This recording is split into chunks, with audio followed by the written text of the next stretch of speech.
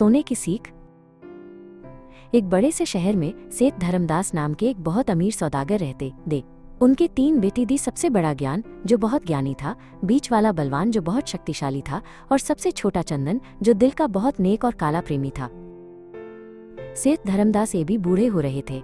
एक दिन उन्होंने अपने तीनों बेटों को बुलाया और कहा, मैं चाहता हूँ कि तुम लोग 1 साल के लिए दुनिया घूमो और कोई ऐसी चीज लेकर आओ जो सच में अनमोल हो।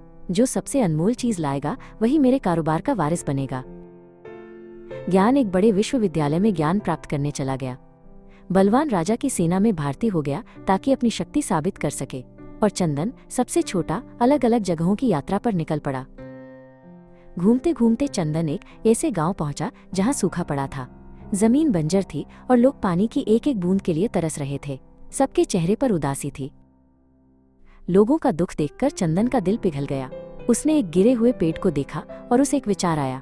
उसने अपनी छेनी और हथौड़ी निकली और यूएस लकड़ी से सुंदर खिलौने बनाना शुरू कर दिया। वो अन खिलौनों को पास के शहर ले जाकर बेच देता। जो पैसे मिलते उनसे उसने औजार खरीदे और गांव वालों को अपने साथ मिलकर एक कुआं खोदने के लिए प्रेरित किया। कई दिनों की कड़ी मेहनत के बाद आखिरकार उन्हें पानी मिल गया। कुआं पानी से भर गया और पूरे गांव में खुशी की लहर दौड़ गई। बंजर जमीन पर हरियाली लौटने लगी। 1 साल पूरा हो गया।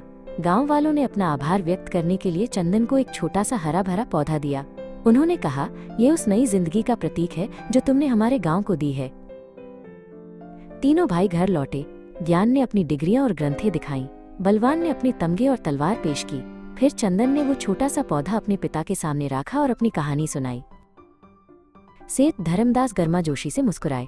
उन्होंने कहा, ज्ञान और शक्ति अनमोल है, लेकिन दया जो नया जीवन और खुशियां देती है सबसे अनमोल खजाना है। चंदन, तुमने असली दौलत का मतलब समझा है। तुम ही मेरे सच्चे वारिस हो। अगर आप हमारा चैनल पे नया हैं, तो पहले चैनल को सब्सक्राइब करें और वीडियो को लाइक और शेयर करें।